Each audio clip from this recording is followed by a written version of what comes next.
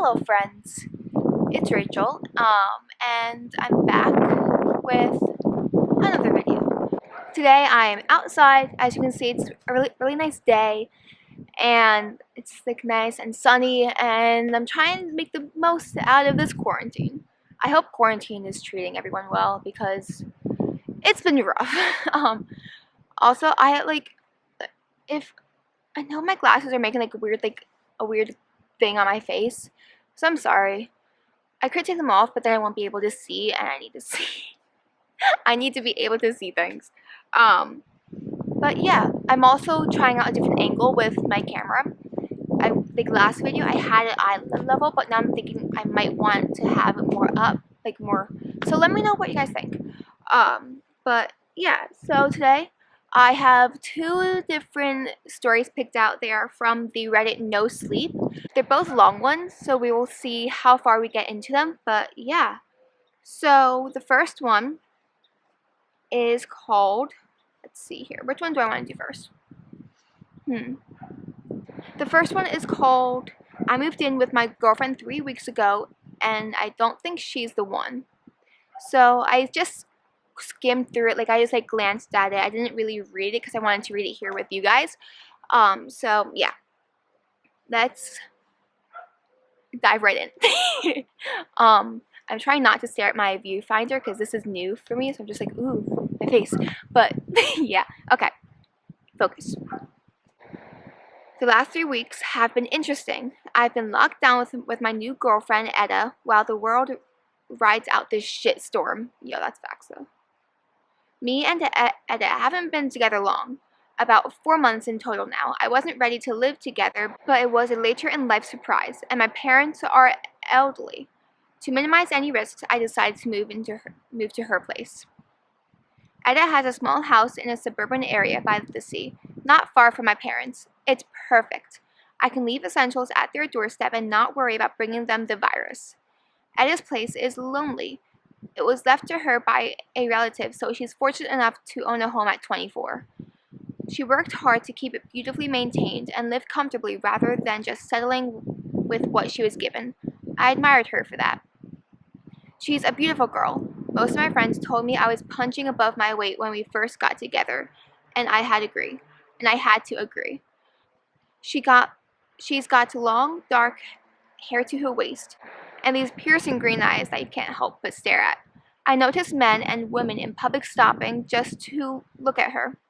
Her looks aside, she's funny, hilarious in fact, and she takes a huge interest in the world. Speaking 4 languages. Oh my god. I was excited at first to move in. It was quick, but I just struck lucky with Etta. Why not?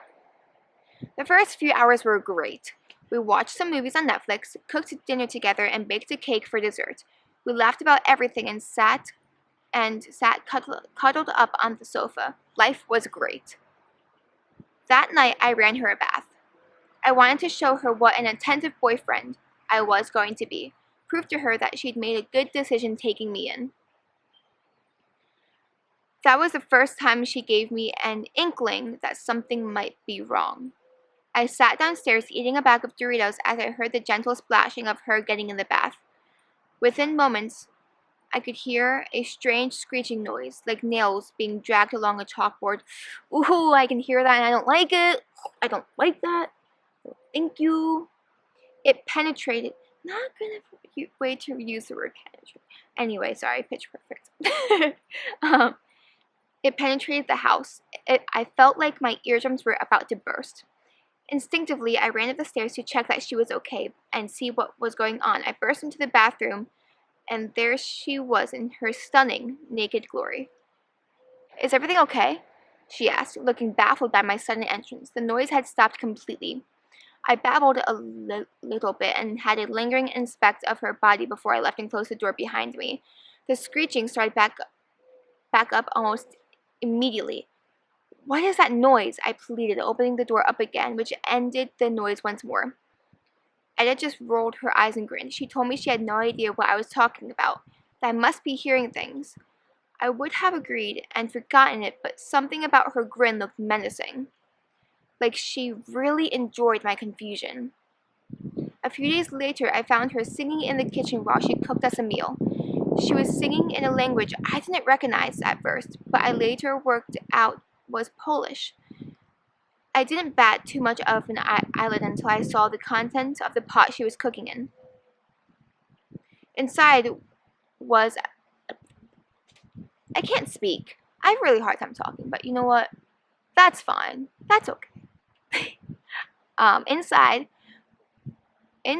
Inside was what at first looked like the contents of an egg. I looked closer and realized it was an egg, but it had developed way beyond the dippy eggs and soldier stage. I watched in horror as my girlfriend stirring the fotal chicken into the blood red sauce she had created. Oh, the fetal chicken. She could see the look on my face. It felt like she was taunting when she held up the wooden. It felt like she was taunting me when she held the wooden spoon up to my lips and asked me to try some. I excused myself. I told her I wasn't feeling well. Eda just kissed me on the cheek and carried on her soft Polish music. That evening, through a crack in the kitchen door, I watched her crushing the bones, making awful slurping noises as she consumed whatever disgusting soup she had made. When she finished and got up, I retreated to our room quickly and pretended to sleep. I didn't want my beautiful girlfriend anywhere near me. Yo, I don't blame you. When she eventually joined me in bed and tried to cuddle, her fingers on my waist made my skin crawl. I think she was hoping for some action that night, but I couldn't. The image of her chomping on the unborn chicken still hadn't left my mind. Ew, gross. Days passed, and so did more incidents. I caught Eda drinking cleaning products without blinking an eye, digging freckles out of her arm viciously with her fingernails, and alarmingly masturbating to a particular violent slasher movie. Needless to say, we didn't copulate that night either. I've smelled putrid smells from the fridge and the walls, heard screaming and that awful screeching whenever she uses the bathroom, and I feel like she watches me every time I sleep. All this amongst more. Yo, I would leave, like, there's a bug. I would, like, yeet myself out of that house. Just, like, yeet. As the weeks went by, I realized she knew I was uncomfortable. She didn't care. I even took a bag of essentials out to try and flee home when she went for her daily exercise one day. But as I passed people queuing for shops and gas masks and thought of how vulnerable my parents were, I couldn't follow through with leaving. Eda might be more than a little strange, but she hadn't tried to hurt me. I hoped I could ride this out until this was over. Tell Eda things aren't working for me and move on, but yesterday things changed. I'm not sure I have until this is over. She had gone out for her daily exercise. She goes for a long walk along the seafront by her house. Sometimes she comes back with strange supplies and dead items she found on her travels, but that's besides the point. Spider. Ugh. Oh my gosh. Hi, bud. Can you please leave? Thanks. He talks to Spider. While she was out, I decided to hover. I don't know how you're supposed to act when the world is collapsing and your girlfriend is behaving like a little demon, but for me, I clean. I pulled out sofas, cabinets, everything. For such a well-presented girl with a such gorgeous house, some of those had never gotten any attention. Then I came to the bookcase in the living room. It was heavy, but after a few pulls, I managed to drag it about a meter from the wall. I switched the hover on and started to work my way behind it when I noticed the door. It was large and wooden, perfectly concealed by the bookcase. My heart sunk, and a lump formed in my throat. I prayed for it to just be an empty old cupboard, but when I opened it to reveal a set of stairs, all hope was dashed. The stairs led downwards. I didn't really want to go beyond the threshold of the door, but curiosity got the best of me. At the bottom was a large open room. It was dark and dingy, like any underground space that lacks windows. Fortunately, in the corner was a light switch. In the middle of the room was a tattered wooden desk with rickety old stools and an open book. The book had handwritten notes scrawled inside it, some in English, some in other languages. The English ones appeared to be a list. Day 8, 491 minutes. Day 9, 512 minutes. Day 10, 422 minutes. The list went on, like it was up until day 20, which must have been yesterday. That didn't have a number of minutes listed against it. Some quick math helped me figure out that I had been right, that Etta was watching me sleep. She seemed to be timing me to the minute. Yo. No thanks. No thank you, I'm good. There is a photograph of me taped to the otherwise blank wall in front of the desk. I tried to get a closer look, but the photo was hard to make out beneath the bloody kiss marks and smears across it. I could only just tell it was me. Yo. I wanted to run. I was ready to take my chances outside there and then. I wanted to know what the fuck she was planning, but to be honest with you, I was far too scared to ask. I just wanted to run. I turned off the light, made sure everything looked untouched, ran up the stairs, and made sure the bookcase lined up with the grooves in the carpet perfectly. I didn't want her to know I'd seen the room at all. The bag I had packed when I first attempted to leave was mostly still packed. I was grabbing toothpaste and getting ready to put my shoes on when I heard Etta's key turn the door. Fuck. There's nothing I could do. I thought she could see the fear in my eyes when I welcomed her home, and she seemed to revel in it. Last night, I ate what she put in front of me, watched movies on the sofa, and allowed her to cuddle me up in bed. I tried to keep everything normal. I imagined fleeing in the night, but I couldn't trust that she ever really slept after those numbers. I planned to run when she went for her exercise today, but she's on to me. She had me come with her, and she hasn't left me out of her sight. Earlier, she scratched the inside of her eyelid like she had the worst goddamn itch in the world and still never broke eye contact. Even as her fingernails scraped across her iris.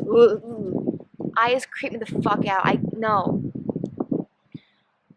I've been sat on the toilet with the shower running as I type this. I can hear her pretending to snore in the bedroom next door. I know it's fake because it doesn't sound human. The wheezes, the inhales, they're all wrong. I don't know what to do. I'm not convinced I'm safe. Even if I run, I have no idea what she wants with me. I just want to go home. Fuck. Yo. I would leave. I would get the fuck out of there. I would just go yeet. And yeah. So that was a long one. That was a lot longer than I expected. So unfortunately, I'm not going to be able to share the second one, but I will share the second one in my next video. I promise. Pinky promise. So let me know what you guys thought about that. Would you guys yeet, like, just get the fuck out of there the first chance that you have? Or would you stay like he did? Like, I understand why he stayed, just so he didn't risk his parents from the corona. Let me know what you guys thought of that scary story. And if you have any of your own scary stories, please feel free to comment them in the comments below. I'm going to probably like create an email or something that you guys can send stories to, anything like that. Yeah. So I hope you guys have a fantastic day, night, evening, whatever time you're seeing this. And stay safe out there with everything going on. Bye, guys.